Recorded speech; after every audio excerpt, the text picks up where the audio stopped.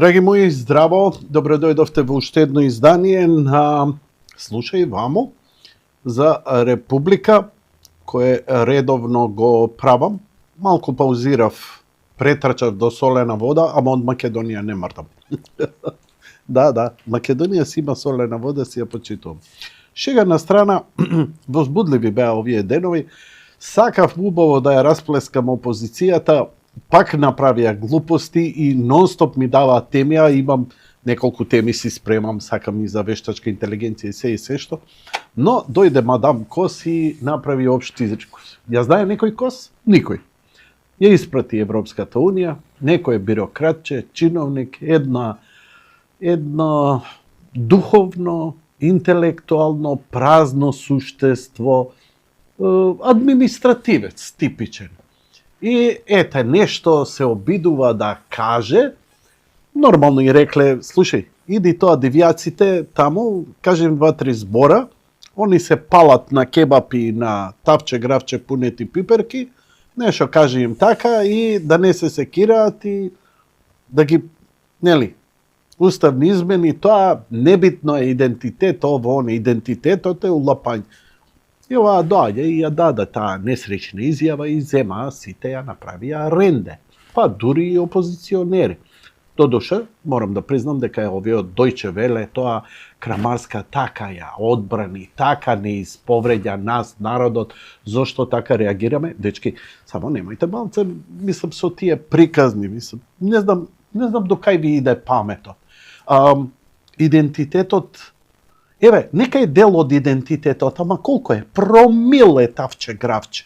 Но тавче гравче го има и во Србија, може би српско е, може би бугарско е, го има исто и во Турција, го има и во Грција. Што е суштествено за нас? Што е најсуштествено за еден идентитет? Јазикот. Јас говорам македонски јазик, кодифициран како литературен македонски јазик. Македонски јазик како македонец кој се спомнува со векови наназад. Не бугарски, не марсовски, македонски. Мене идентитет ми е Асном, Илинден, Гоце Делчев, Ченто, Марко Цепенков.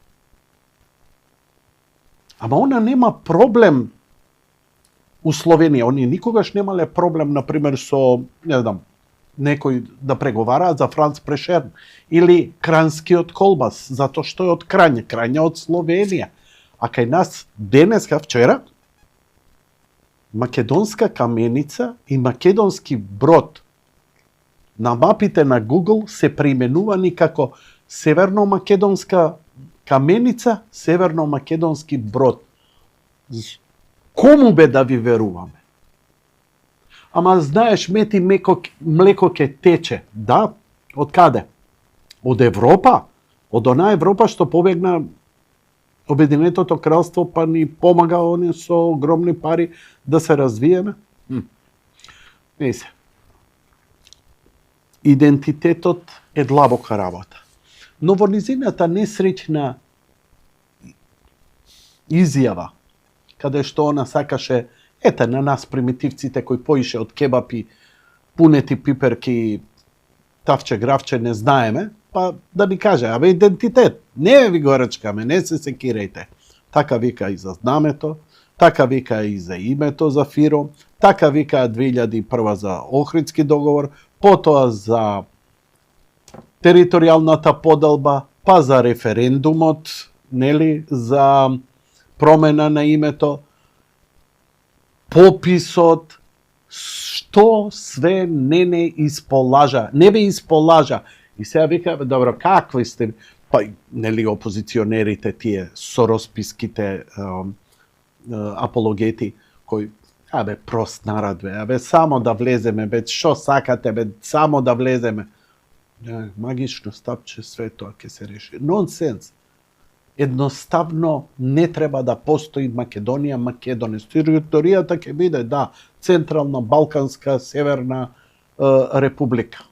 Каква Македонија, тоа мора да им исчезне. Тоа им е едноставно агендата. И никој не брани, освен нас сам. Но, знаете како, јас како верник, ми се склопија неколку работи. Пред 25 години Мел Гибсон го имаше филмот Passion, Страдание. Да, пасија, Passion е страдање во превод. И имав таа чест, кажеш некако како ми се склопуваат работите сега кога ги гледам од дистанца, дека сето она мое бркање да преживеам кога сум тезгарел да идам да преведувам филмови за документарна програма МРТВ, за Манаки филмскиот фестивал, да преведувам филмови за видеотеки и така натаму, некако ме спреми и тоа беше, ми се чини, последниот филм кој јас го преведов. Тоа е филмот на Мел Гибсон, Passion, Страдание. Мел Гибсон деноиве на Света Гора во Хилендар, каде што најверојатно во посета, каде што браќата монаси го пречека прекрасно, многу мина се чуде што толку сликање со Мел Гибсон, нели сте монаси. Да, ама го сакат, го почитуваат затоа што го знаат. И Мед Мекс, човекот кој се бори во пеколот и во лудилото, го знаат и по филмот нели Страдание, а деновиве треба да започне Мел Гибсон и со снимање на вториот дел од Страдание кој се вика Resurrection или Воскресение. Претпоставувам дека делот подготовките за најдлабоко и најсуштински да го разбере тоа е тоа што оди во православен храм, во центарот на православието. Значи, суштината, темелот на идентитетот на христијанството наш не лежи во Израел, лежи во Јерусалим. Јерусалим е големо светилиште, едно од најголемите. Но, темелот на идентитетот на православието е на Света Гора. Не е важно од кога е. Важно е дека таму најосновно, најбазично, најсуштествено се практикува. И они се светилникот за нас, за цел свет, како христијанството. Зато и Мел Гибсон таму да отиде, да почувствува, предпоставам, и да пренесе тие емоции и слоевитост во филмот. Но јас во меѓувреме, за некои своји лични потреби, па имав некоја комуникација, па ми се поклопи, некои работи со некој монаси од таму, па со монаштвото овдека, мојот духовник тука од мојата црква, и ми се преклопија работи и ми доаѓа сега едно филмче кај што духовникот ми вика: Јане, памтиш ли колку пати сме збореле за Јуро Диви и колку пати сме збореле за разни ситуации каде што Бог се јавил на чуден начин, невообичаен начин, не како грбушка да те фрапира, тука како просија кој ќе дојде, дај ми денарче. И знаеш да се замислиш, викаш, боле дај на секој просијак денар, затоа што не знаеш дали ангел Господов е таму.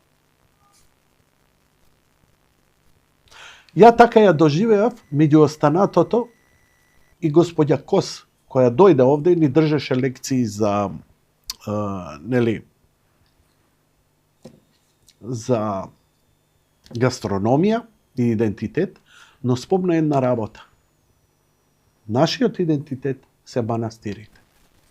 Сакам да ве замолам, како главна поента на целава моје ломотење овие 8-9 минути, да го завршам стокму со таа изјава.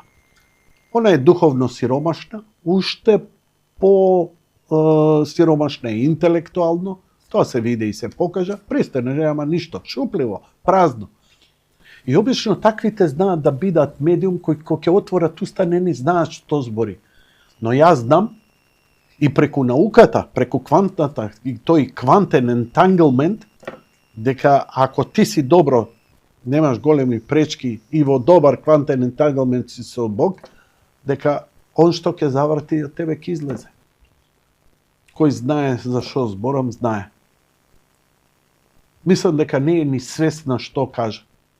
Но ова е крстот од Елеуса. Кој век? 9. Ај кажете ми, нели Гоце Делчев, Питу Гули, Илинден, Карпош, што е нашиот идентитет? Имаме ли постари идентитети од нашите манастири? каде на наш јазик се одржувала литургија.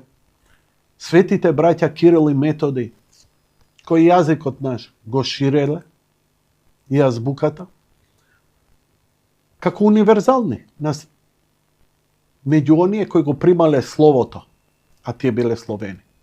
И повторно, таму се пишувале книги, тоа биле првите универзитети, базата на нашиот идентитет. Таму сме се запишувале кој е роден, кој е умрен. Таму била целата архива. Не било тоа администрација шалтерс. Таму било се. Преку тоа, преку манастирите и црквите сме иделе да се заблагодариме, се родило дете, некој се оженил, некој починал, добра жетва, лоша жетва, некој здрав да се заблагодари, некој болен, уште поблагодарен. И така ни бил животот. Јас, Јанко Илковски, прво и пред се сум христијанин, после се друго. Сакате ставете македонец, скопјанец, балканец, словен, жител на планета Земја, на универзумот, све е второстепено. Јас сум христијанин, затоа што јас сум одбрал, јас сум го прифатил наследството на светите оци. Јас сум го прифатил идентитетот на Господ Бог и неговата заповест за љубовта, и од тоа поголем идентитет за мене нема. Затоа што ја кога ќе заминам, нема да идам со пасош и нема да ми вика таму: "О, југославо капиталисто, не може, нема виза."